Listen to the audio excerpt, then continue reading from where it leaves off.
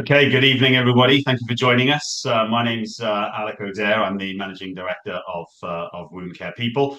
Tonight's session is Cavity Wounds Unplugged, promoting effective healing, and it's in partnership with our colleagues and friends over at Mölnlycke. I'm really pleased to announce that we've got an overseas speaker tonight, a very, very impressive person that I spent quite a bit of time with in November, traveling around the UK doing some education, in Professor Paulo Alves.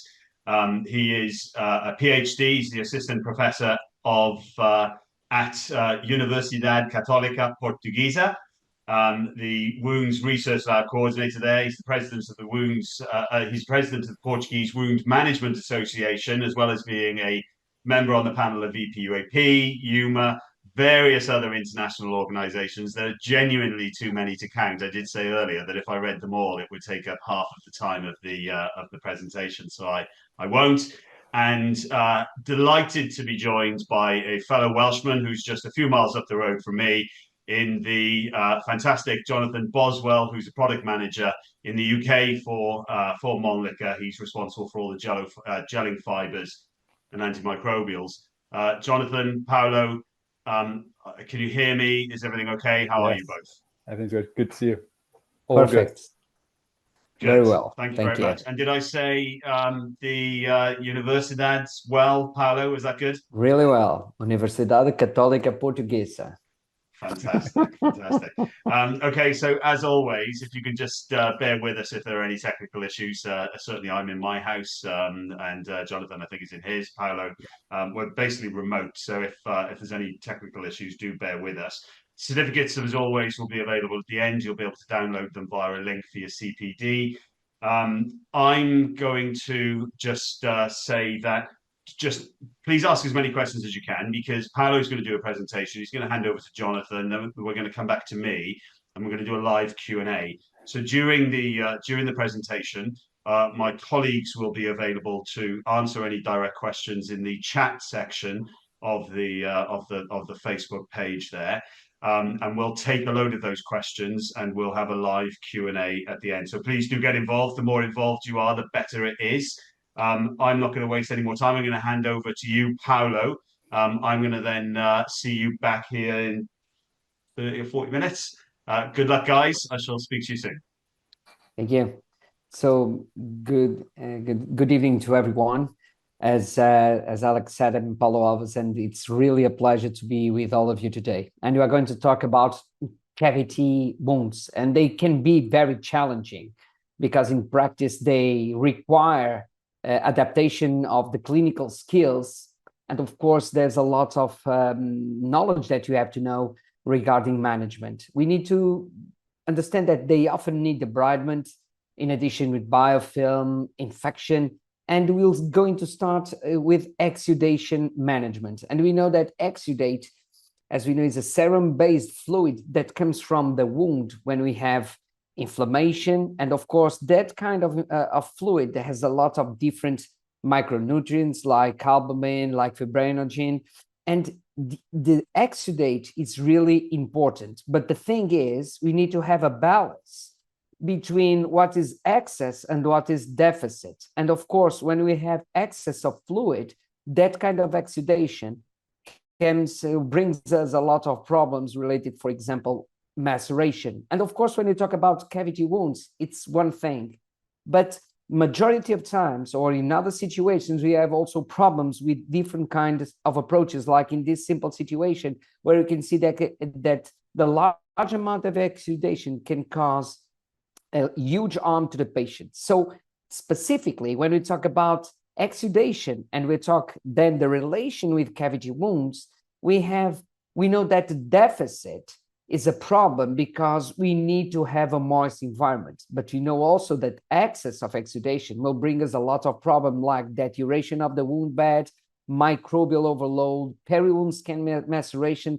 But even that, when we talk about the opposite, the deficit, it will also delay healing. So the thing is, we should not have situations like this. If you can see this, one of my patients that I receive in the community, the socks are completely soaked. So this is not comfortable for the patient. And of course, we are talking about the presence of excess of exudation, and I'm not talking particularly of a bad decision of what kind of dressings were used, but also the frequency of dressing change, the capacity or the properties of the dressing play a huge role on these specific situations, because this patient doesn't feel comfortable. He's completely discomfortable with all this humidity, with the odor, and all of different things. And of course, soiling of the clothes, it's not a good situation for the patient. And particularly when we remove some of the times the secondary dressing, we find situations like this one. And you can see that independently of the dressing, the problem is not the quality, it's also how we define the therapeutic plan. And this leads us to the specific situation of what kind of clinical problems we have. We know that we need to have a good assessment of the patient, an assessment of the region of the wound, of course, the dressing that we already talked about, but we need to be really focused on the assess of the peri-wound skin, the wound base, the wound edges, and of course, then we can make a good decision. The problem is when we assess the patient, and when we talk about, and we're going to lead this to the cavities, there's huge differences when we need to decide what kind of plan we have to that patient, because we have traumatic lesions, pressure injuries, or pressure ulcers. We can have superficial wounds or even the cavity wounds. And particularly, for example, the cavity, it's difficult because sometimes the differential diagnosis, there's some link with dehiscence of surgical wounds. Sometimes it's difficult to have a connection between what is our real problem. And particularly when we talk about, for example, pressure ulcers, we know that the excess or the decrease of exudation needs to be related with something. We need to see what kind of medication the patient is having, what kind of pathologies is connected, like obesity, congestive cardiac or renal failure, infection. We need to understand what are the relation and related with the exudation production. And the other thing that we need to lead with the access of the patient is also, and this is really complicated because even when we talk about cavity wounds, there's certain locations like the throat canter, it's really difficult to see inside. We have poor vision of the tissues. When you talk about specific locations, for example, in the sacral area, it's also difficult to reposition the patient. So there's a lot of challenges that we need to be aware when we talk about the specific wounds. And particularly when you talk about, for example, the finger, the trochanter ones, in the knees, and of course in the legs, we are leading to one specific problem. You are talking about gravity. And gravity plays a huge problem when the fluid comes down. And specifically coming down, you can see that in this image, particularly here in the leg, you can see that the maceration is on the bottom. Why? Because probably the dressing was not able to address. So when we are trying to do the good assessment, we need to look to the region, the current dressing, the exudate characteristics, the wound base, and also, of course, protect the peri-wound skin, but at least see what kind of signs. And when we talk about exudation, the problem comes here, particularly, again, when we talk about cavity wounds, because sometimes the viscosity are completely different. So the composition of the exudate is abnormal, and we need to understand what we have in that kind of exudation. So we need to deal with it. And particularly when we talk about, for example, purulent exudation, because it's viscous, it's sticky, it's difficult to absorb in certain dressings. So viscosity here plays a huge role. For example, if you see this leg ulcer, and I decided to apply here a leg ulcer, not immediately to correlate with cavity wounds that you will see some clinical cases in the end. We particularly see here a leg ulcer that you can see several different wounds with the same dressing, that in the superior part of the leg, you can see that the dressing was able to control, to absorb, and to make a good management of the exudation. But when you go to the lower part of the leg, you can see that you have maceration all around. And also the viscosity of the exudation is completely different. So we have two different variables here that it's a challenge to control. We have gravity and we have viscosity of the dressing.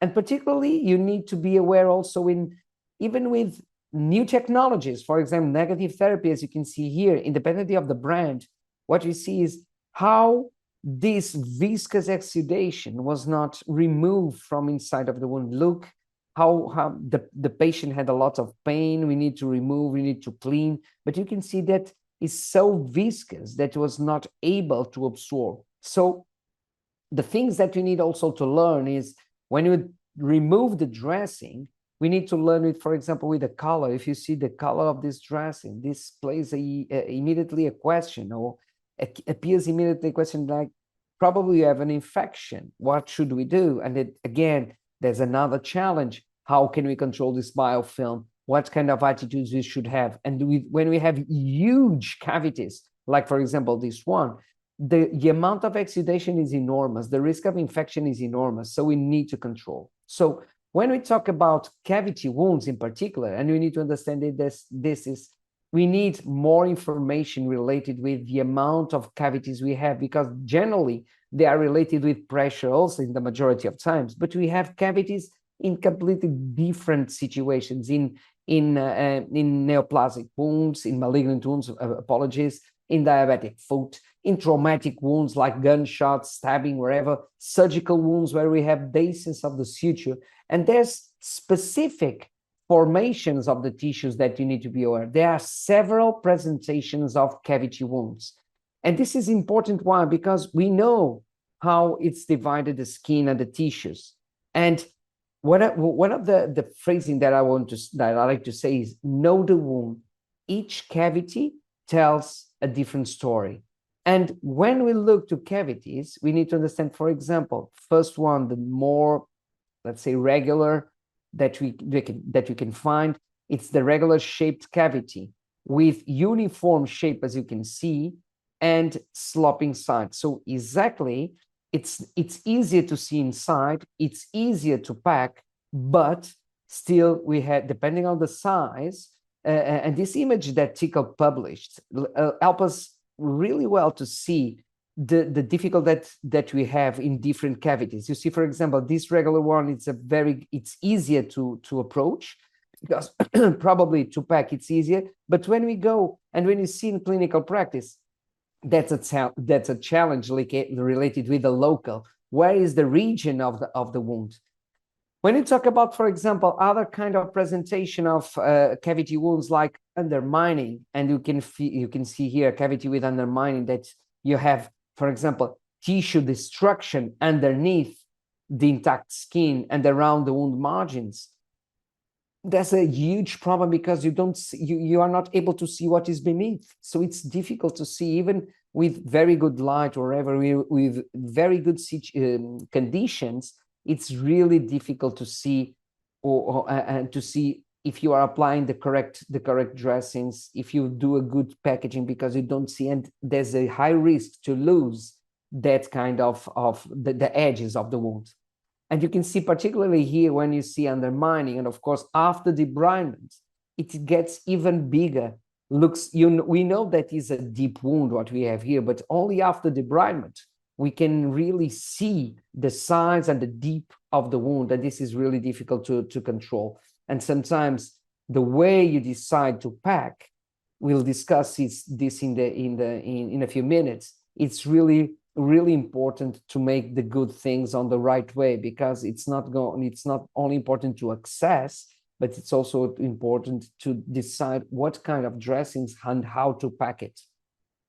The other situations that you have, it's tunneling and pocketing. And of course, we have a cavity with a tunnel, like you see a pathway extending from the cavity to the inside. And inside you have an area of dead space. So it's a cavity with a pocket. And that pathway, or that area of dead space, it's complicated to see sometimes. So you need to evaluate inside, see what's inside, try to get a very good view to decide what kind of treatment. For example, try to seek if you have too much dead tissue, what is on the tissues on the cavity. It's really important to make a correct decision. Use even your fingers to try to understand where is the location, of course, without causing pain or any harm to the patient. but it's really important to do a good assessment. And particularly when you talk about dead space inside, you need to realize the size of the problem, even to decide the kind of product that you are going to use.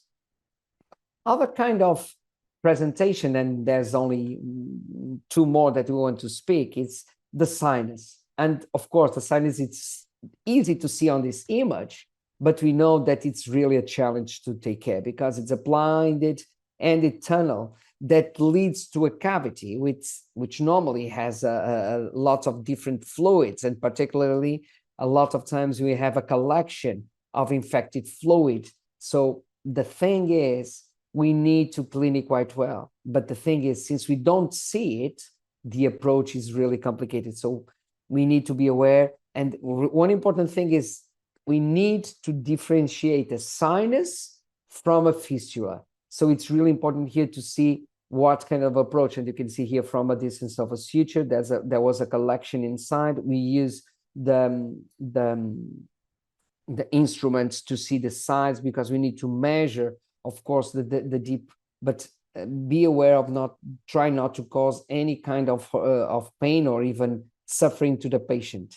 The last that we want to talk, not the least, but we're going to make a connection between a fistula, and then sometimes you have a fistula and then a connection to the cavity. So the thing is, we know that we have in a fistula abnormal terminal connection, for example, two organs or an organ to the skin, and sometimes the connection to a cavity. So we need to be aware of what kind of tissues, what kind of exudation we have here, because, for example, here you can see an internal connection with an organ that you can see this kind of fluid that comes in from the inside, and it's really complicated to control. And the last thing is bridging, where you can find even a fistula, sinus, or pocketing, wherever, everything is inside, but the connection that you have a bridge from one side to the other side of the cavity. And it's easy to understand in some situations you have a connection. For example, you see here with different colors, the connection from one side to the other of the wound. So this is take us to some very complicated challenges related with assessment in general of this cavity. And specifically, when you need to describe this cavity itself, it's sometimes complicated to see how deep, how extensive, and it's really important to make a good evaluation of the wound. And the challenge here comes, and if we struggle this with management, there are four things that we need to be aware. Here you can see, for example, on the right side image, you can see that we have bridging, but you see different materials that sometimes the health professionals, the majority of times the nurses, when they do the approach in community, for example, it's important to make a reflection, because what I feel in my daily practice, it's easy to speak, but it's not so easy to have a very good approach.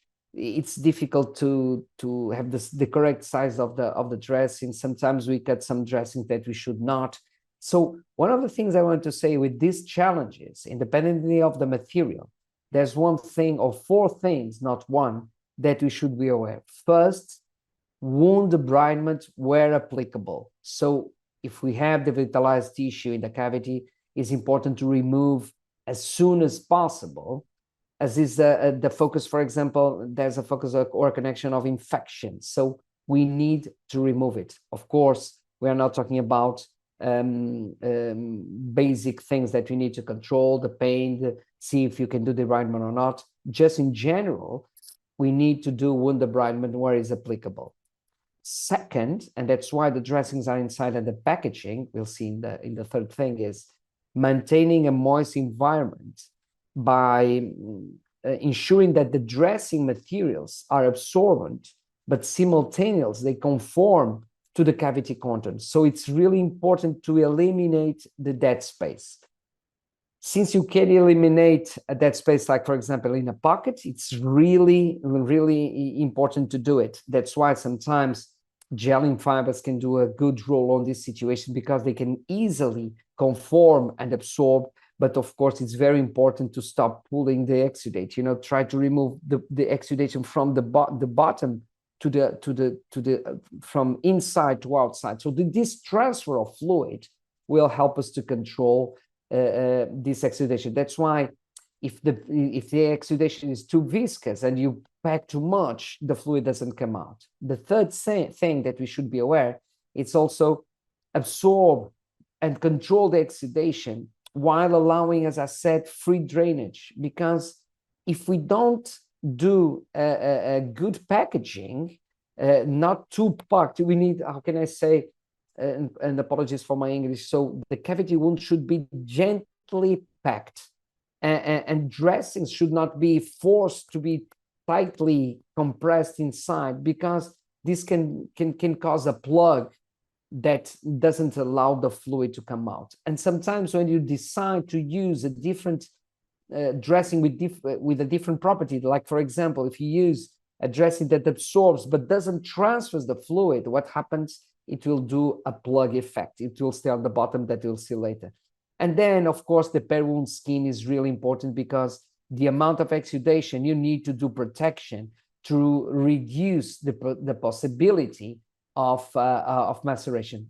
And we should not forget one thing: pain-free application and removal, and dressing selection plays a huge role. Prevention of infection, as I said before, and of course, there are a lot of different considerations that we need to be aware, like nutrition and whatever, a global approach to the patient. But going directly to clinical problems with exudation management and in cavities, we need to be aware of also the frequency of the dressing changes, the malodor, and of course, the protein loss can be a clinical thing that we should discuss in the future, but it depends on the size of the cavity.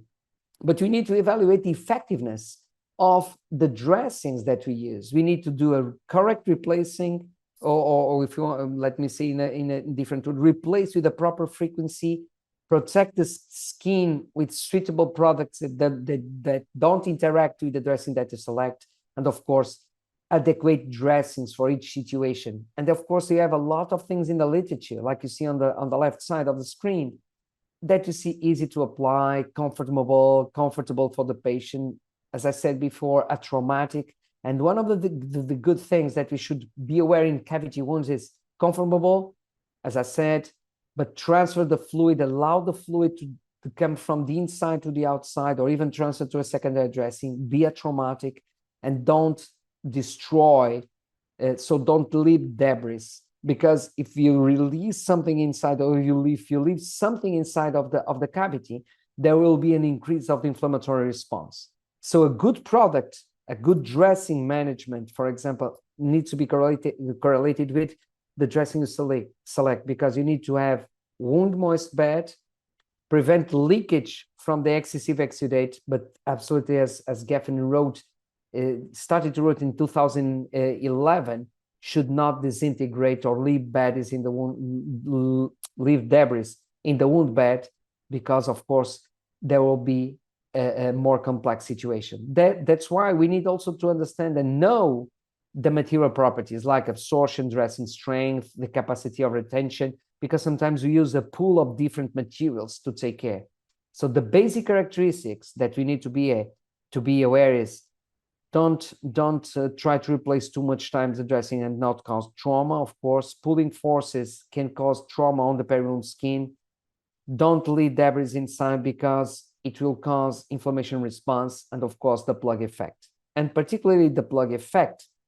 That's why, and then the debris is, if you leave the certain dressings that they disintegrate, and this causes more inflammation and reduces the healing capacity, because we can have the foreign body granuloma that has been written that it will delay our capacity of healing. For example, this is a patient that it's my error. I selected, for example, here an alginate, and you can see quite well that it leaves debris and disintegrates inside. It's not good for the patient. The other thing is, as I said, the plug effect. And you can see here, look, after removing, this is CMC that was applied inside of these small cavities, you can see, but the dressing was completely saturated. It was not able to transfer. And what happened? The viscosity and the dressing was not able to transfer. So what you have you have the plug effect. You have a large amount of exudation, much more viscous, that stayed inside. So you need to select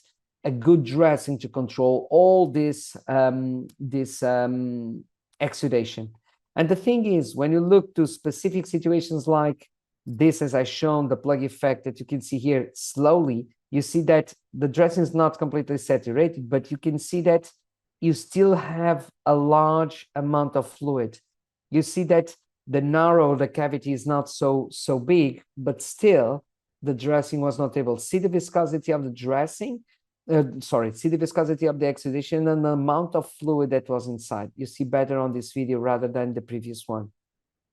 And this is a simple situation that you can, if you change the dressing, if you clean quite well, if you allow the fluid to come out, if you selected the dressing that allows you, for example, to transfer the fluid from inside to outside, and particularly, for example, the polyvinyl alcohol, it transfers. Here you see, for example, again, you see CMC again here, and you can see that the fluid stayed inside because even the dressing is not completely wet because it was not able to absorb everything. And that's why I want to show you in this next 10 minutes or the last 10 minutes, some case studies where you can discuss specifically some situations. For example, here you have a 75 years old patient that she was independent daily for the activities of daily living. She was sent to the hospital that time related with a fall, stayed one day in the hospital. It was the beginning of COVID. They didn't test it, but they said to stay in quarantine for 14 days. So in the nursing home, she stayed isolated. There was a reduction of visits. There was no nurse employed. And the patient she had some pain during movements in the bed. She didn't have a correct support surface. So after 7 days, the registered nurse was called. And when she got there, we saw this. And you see immediately, since the definition that we talked about previously about cavities, you see here, there's breaching, probably. Don't you agree with me? Probably you have here an undermining that you can see quite well. After 6 days, you can see the evolution, even with prevention. So we were able to start debridement. You see how there was a connection between the lesions, as we previously said, and there's enormous cavity over there. So what we decided, you see undermining there, we started to clean. We decided to use negative therapy, but first we need to control the exudation. We use hypochlorous acid, as you can see here. We tried to clean. The patient had some pain, but then we applied negative therapy. And here we control the exudation, and we are able to have granulation tissue. So the evolution was quite good, as you can see here. And during the evolution, there was a change on the granulation, and we needed to pack this with some material that allow us to absorb and transfer to the second dressing. So that's why we use here, for example, the polyvinyl alcohol. And then we had decided to use a secondary dressing that allow us to say 3-4 days in the patient. We know that we had a large amount of exudation, but still it would transfer from the bottom to the outside. So it was able to transfer the fluid into outside to the secondary dressing. And we are able to transfer the patient to plastic surgery. And then the patient recovered. As you can see, this was the last dressing that we made to the patient until she went to plastic surgery.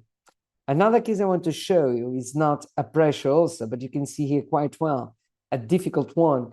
So I decided to go to a different wound, but the location is almost the same. So as you can see, sometimes the differential diagnosis is complicated. A patient with 61 years old with neutrophilic dermatosis, no infection, necrosis that you see on the edges.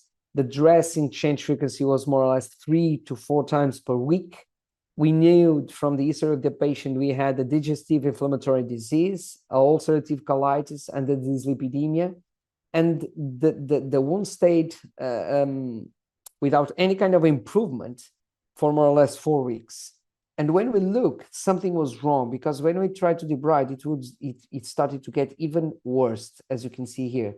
So we decided to make an exclusion diagnosis. We did biopsy, local observation evaluation, tried to define what kind of associated disease the patient had, and we found that we have a pyoderma gangrenosum. It was difficult to control. The patient started to have some medication, And you can see here there was a lot of fluid that we could not control on that specific area. The patient was independent, but there was complicated. So we decided to apply a dressing that allow us to stay for a long time there. And we know that the place is not so comfortable. So we applied, for example, the polyvinyl alcohol inside. So we packed the cavity, as you can see here, but we needed to allow the fluid to come out. And you see here for 3-4 days.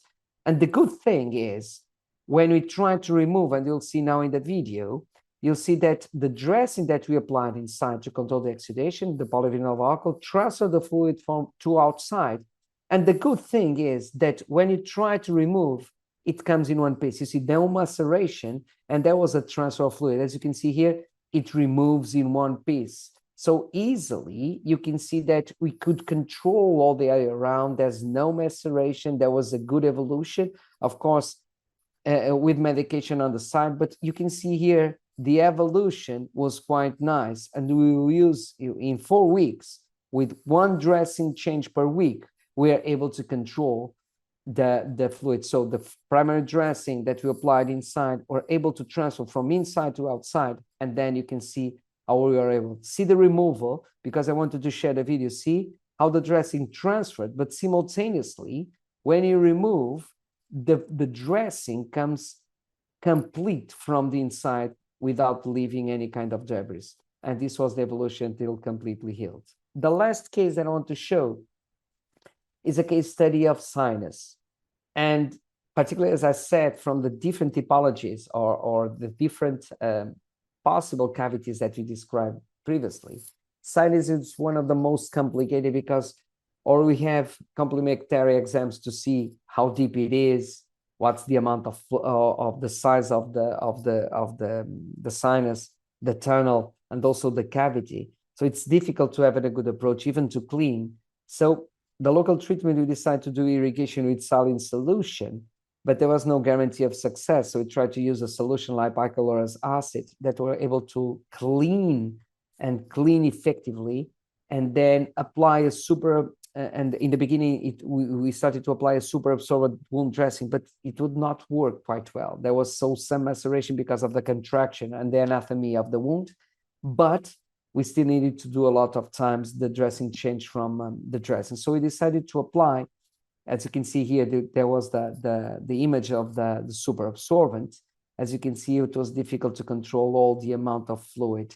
And you see in the trochanter, it was difficult to control and to manage all that tissue.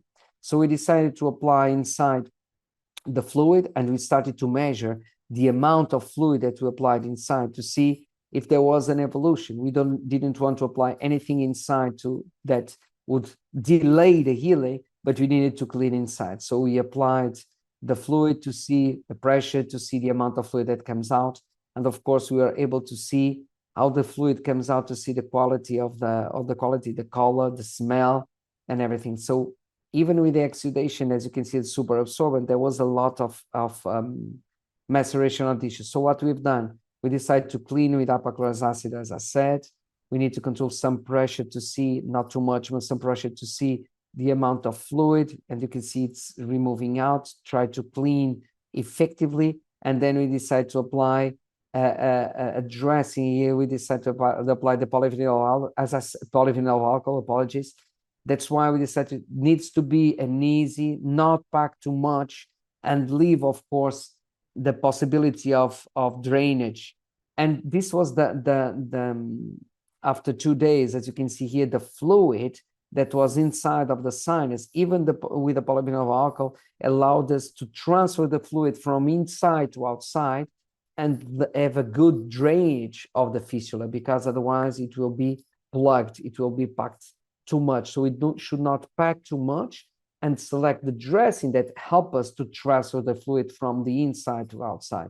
As you can see here, completely saturated the dressing. As you can see, I was afraid in the beginning, but you can see there was no maceration on the tissues. You see just inside a small bit because of the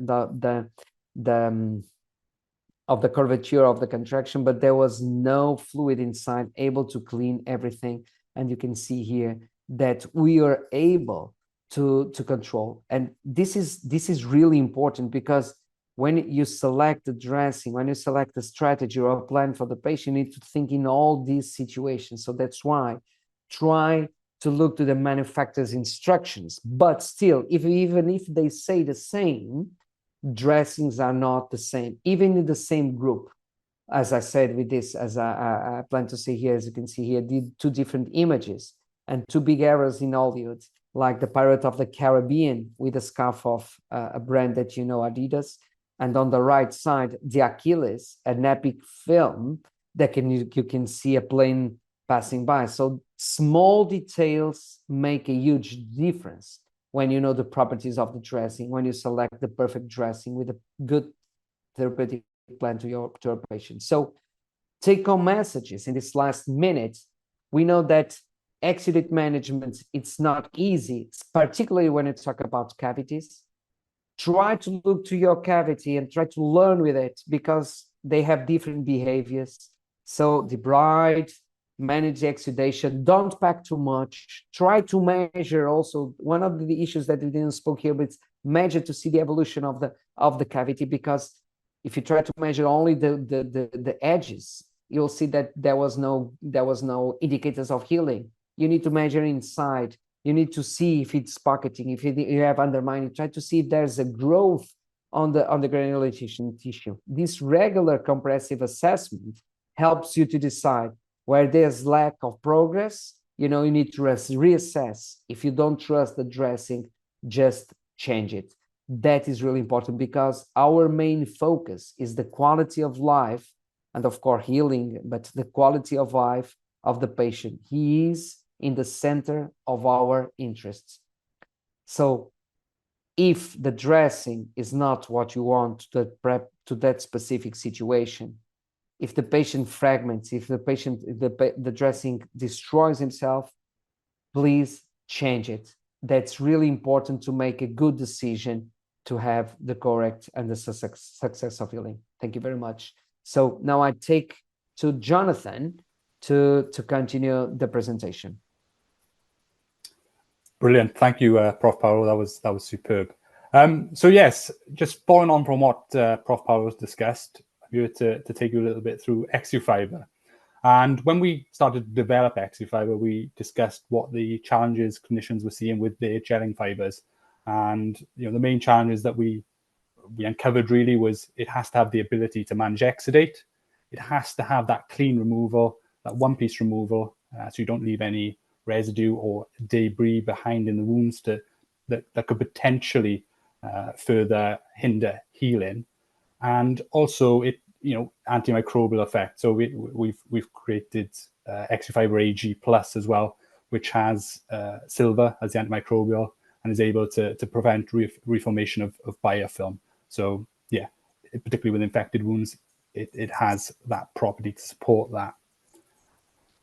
So in regards to exufiber itself, like I said, it's our next generation gelling fiber. So it's able to actually, do many of the things that your traditional gelling fibers are, but also with additional capabilities. And if you think of, supporting a clean wound bed, that's the first thing that's important. Able to do that, it supports autolytic debridement, but it's also the only gelling fiber that benefits from hydrox technology. So if you're able to see the image on the side with the fibers really tightly packed, and what that allows for is that transfer of exudate. So as Prof. Paulo was saying in some of his cases, the real importance of transferring exudate, particularly from the bottom of the cavity up into your secondary dressing, to avoid any kind of plug effect. So exufiber is actually made of polyvinyl alcohol, and the capillary action within it allows it to transfer that exudate onto your secondary dressing.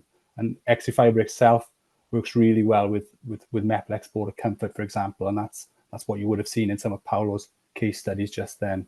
But also, the ability to retain as well. So the ability to absorb and retain that exudate. So again, in terms of exufiber, if you're using it on a leg ulcer, for example, or under compression, it has the ability to hold on to that exudate and retain it even under that compression.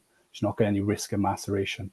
And finally, like I said, that those fibers that are packed really tightly because of that hydrox technology, it's going to come out as a single piece removal. It's not going to break up in the wound. So you can be confident that when you remove exufiber, it's going to come out with your primary dressing, as you may have seen on some of Paulo's videos as well.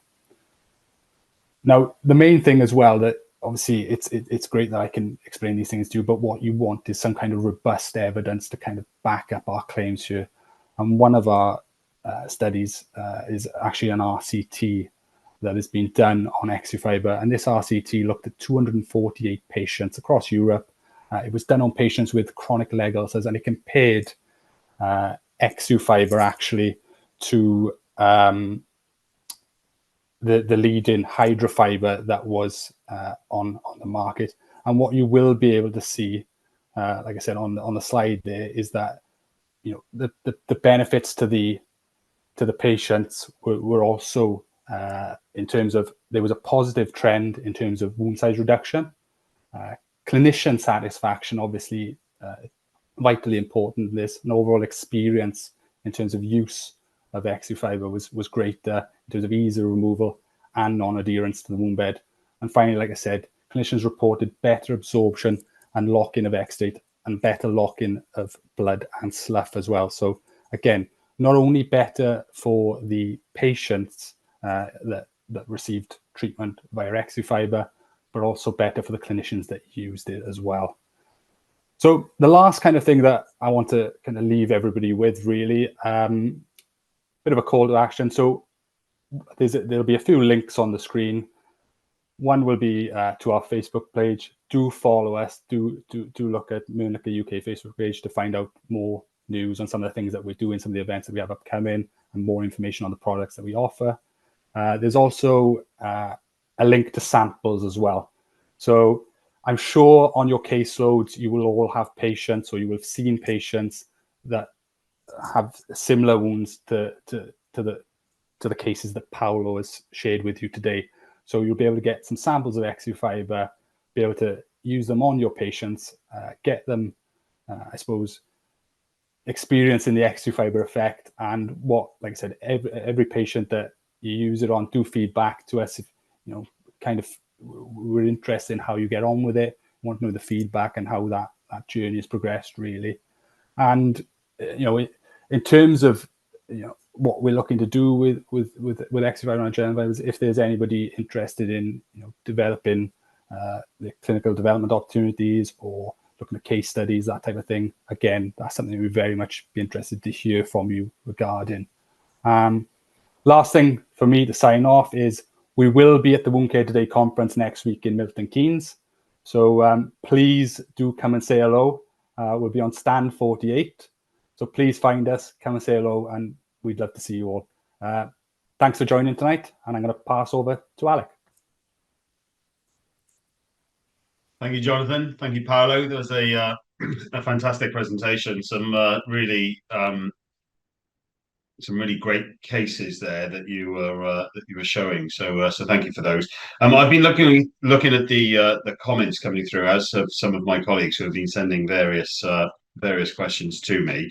The one that I looked at, which I thought was quite a good one, which was from Courtney Paulson. It said that what would you do with a cavity wound that is too painful to probe, and is also also the entry site is very small, Paulo. So too painful and also too small too small.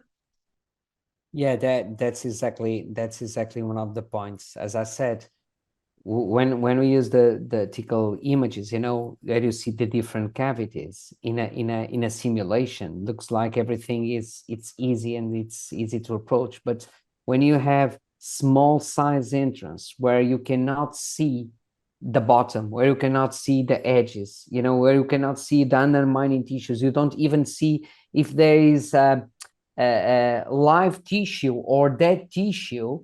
So it's difficult to do that approach. That's why when you talk about cavities, it's always a challenge. What I try to do always is try to clean wherever, or as much as we can, because we need to make sure that we have the correct approach to that, and try to define or try to find if you have a specific light, for example, to see inside, because it's difficult. That's why sometimes you move the tissues You try to see if you have exposed bones. You try to see what kind of exudation you have, because it's really difficult to evaluate. And the other thing, it's really important, it's the pain. As you said, the pain that sometimes when you try to clean, when you try to get a good approach, you should try not to hurt the patient. But we know that sometimes the approach to the edges, normally that part hurts a lot, in the bottom not. And when you have the devitalized tissue, you cannot see correctly the tissue, but you need to understand that when you are having cavities, that challenge, you need to be quite sure that you give a lot of analgesia to the patient, because you need to control that pain. Otherwise, it's not a good approach. And then let me just say one final thing is, even the dressing that you select, when I said, when you remove, it hurts a lot. So you need to select the dressing. Like, for example, my experience with the polyvinyl alcohol, with the exofiber that Jonathan spoke, for example, it's so soft to apply inside, then easy to remove, that the strategy when you try to change the dressings, they don't cause any kind of pain to the patient. So it's really good. It's really good. Okay, brilliant. Thank you very much. Hopefully that answered the question. The next question is, how do you monitor the progress of a healing cavity wound? That's exactly one of the points that I said in the end. The good, or let me try to define like this. It's really important to measure a cavity wound. And sometimes, how can we do it? For example, if we let me give this example. If you have a regular wound, easily you can have a ruler to see not only the width and the length. You also need to measure the depth. And with a regular shaped cavity, is easy, to measure, or it's easier. Let's say like that. It's not easy, it's easier. Mm-hmm. But when you have a cavity well undermining, and you need to see if you have an improvement, for example, you need to palpate or use a probe, like can be a probe of plastic, metal, without causing any pain, to see if there is a diminution, a reduction. Sorry, I was speaking in Portuguese. There was a reduction of the size of the probe, like if you have a tunnel or a pocket, it's the same. If you have sinus, you need to have a probe, or otherwise you can have other kind of technologies, like a sinogram X-ray can be needed to make a good diagnosis and to see the size and the shape of the sinus. There's a lot of different things. So when you ask me, how can I measure? How can I see the evolution?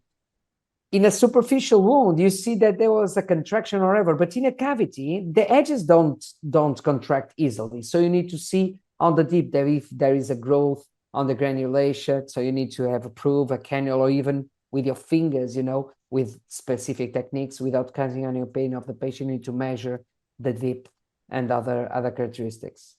Okay, fantastic. We've got plenty of questions coming in. I say this all the time, but do keep them coming in, because even if we don't get through them in the next 10 minutes or so, then what we'll do is the presentation will be available on our website, on the Facebook page tomorrow.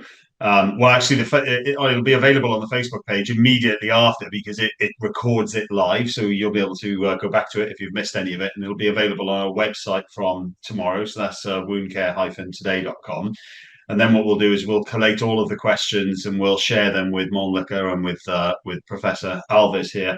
And then we'll get some written answers to some of those questions that will be available to download next to the presentation. But for now, if we just move on to just a couple more, because we've got plenty coming through. So how do you assess the amount of exudate produced by a cavity wound, and how does this influence dressing selection? That's a very good question, and it's very difficult to answer also. So the thing is, you need to learn with the don't throw away the dressing. Learn with the dressing that you used. Why? Because it's not only the dressing. You need to make you need more variables. For example, for how many days was that dressing inside of the cavity? This will allow you to think probably the amount of exudation. Of course, we don't put the dressing wave the dressing, but we see if it's completely saturated or if there is a leakage. And we need to understand, if you use the same dressing, if you use the same frequency of change, you need to make two decisions. Or you change the dressing to a more absorbent one, or you need to reduce the dressing frequency. And then you learn to see if there is an increase or a decrease of the exudation. But the thing is, it's really difficult to measure the dressing, not the dressing, is to measure the amount of exudation. But at least you can see if it's the same person. And this is the second thing is, at least in my experience, for example, the nurse who makes the dressing change today probably is not the one who's going to do tomorrow. And if you don't write quite well the amount of fluid, or if at least saying with this kind of dressing, for example, I used 10% of polyvinyl alcohol, I just used one, describe that on the notes, because at least the person knows what was the amount of exudation, because otherwise it's really difficult and complicated to different persons to assess the amount of exudation. Yeah, and talking about exudate, that sort of leads on to there've been quite a few questions that have come in various different formats, which talk about how do you monitor the progress of a healing cavity wounds? Because because the obvious thing would be that you would remove the dressing and then check that it's okay. So how would you do that? How would you monitor the progress of a cavity wound? Alex, as I said previously, if you have the first measurement, but inside, not the wound edges, if you have the first measurement, about what is the depth, I think that sorry to interrupt. I think the various questions are talking about if you've put a secondary dressing over, if you've got a cavity and then you put something into the cavity, if you put exufiber into the cavity and then you put a secondary dressing over it, so you can't actually see then the actual entrance itself. How do you then measure that? That's a good question. The problem is, you need to know also the characteristics of the secondary dressing. If you trust on the secondary dressing, of course, one thing is, let me say like this, if you use, and apologies about the name I'm going to use, if you use gauze and a large amount of gauze, you will not see if there's a good evolution. You need to have a dressing the secondary dressing should allow you to see how the dressing is being absorbed by the secondary dressing, because otherwise you don't know what is inside, and there's a risk of maceration. So a good technique to see the evolution, if you can leave more 2 or 3 or 4 days, even if you get there and you see that the secondary dressing is not full, probably you can leave 1 day more, but you need also to know the secondary dressing. That's why, and apologies here, because I like to say how the Australian nurses and doctors say the perfect couple. You know what I mean? It's how you connect, for example, a good dressing like the exofiber, like the polyvinyl alcohol, with, for example, the Mölnlycke sport, that I would say the perfect couple, because you know that it will control all the tissues around, absorb. So it's the way you select one dressing that you apply, like the primary dressing inside of a cavity, and you transfer to the second one. And the secondary one, you trust in that dressing. If you use gauze, if you use an hydrocolloid, it's wrong decision. If you use any kind of dressing that doesn't absorb and retain, you'll have a secondary problem, because if you use a simple foam, for example, that doesn't retain as a secondary dressing, it will be completely soaked. So the thing is, the challenge in a cavity, it's not only the primary dressing. The secondary dressing plays also a huge role. That's why the question, I didn't understood, sorry, Alec, in the beginning. Yeah, no, that's fine. But maybe we can get Jonathan back, because this isn't planned. So this isn't some sort of pitch for dressings, but obviously from a dressings point of view, he's the expert here. And obviously you've got some dressings in your Mölnlycke range where if that was used as a secondary dressing, then they actually tell you when they need to be changed, right? Yeah. So as Paulo was saying, particularly on some of, and we saw in some of Paulo's cases there, I suppose what Paulo's getting at really is the ability to trust the dress. And so obviously exufiber or polyvinyl alcohol dressing is able to transfer the exudate from the bottom of the cavity, but then into the secondary, which in this case I would say would be Mölnlycke Border Comfort, is actually an exudate monitor on top.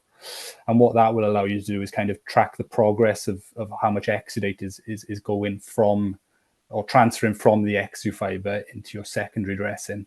And I think we saw in one of Paulo's cases there, he was actually, mapping out the exudate on the Mölnlycke border comfort, and able to kind of mark that progress really, and make his clinical decision around that. Okay, fair. Back to you, Paulo, I guess, for one of our final questions, which is it's still to do with dressings, but I think when it comes to cavity wounds, I think that the big thing is dressings, right? So everyone is thinking, what do I put in and on this wound? They're probably one of the most difficult wounds to dress, I would imagine. Somebody is asking, what would you recommend as a primary dressing with an exuding cavity wound? As I said, if we use a dressing that's easy to apply, conformal, don't cause any pain during application, but simultaneously, it's really important in a cavity that transfer the fluid from inside to outside. And those characteristics you have, for example, in the polyvinyl of alcohol that allow you to easy to pack. Again, it's not only the solution of the dressing, it's how you pack it.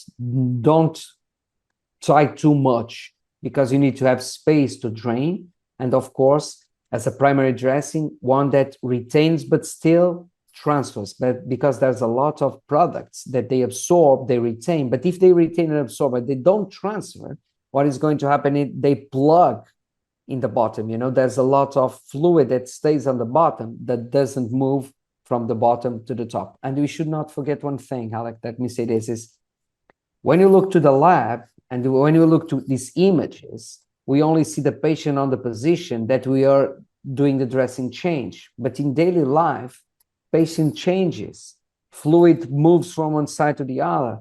If it completely blocked, if it plugs, if it doesn't allow you to drain, you will have a problem. So the dressing should be, have the capacity to absorb and to transfer to the secondary dressing. That's one of the key things. And the last thing, when you remove, that is particularly important, that should not disintegrate.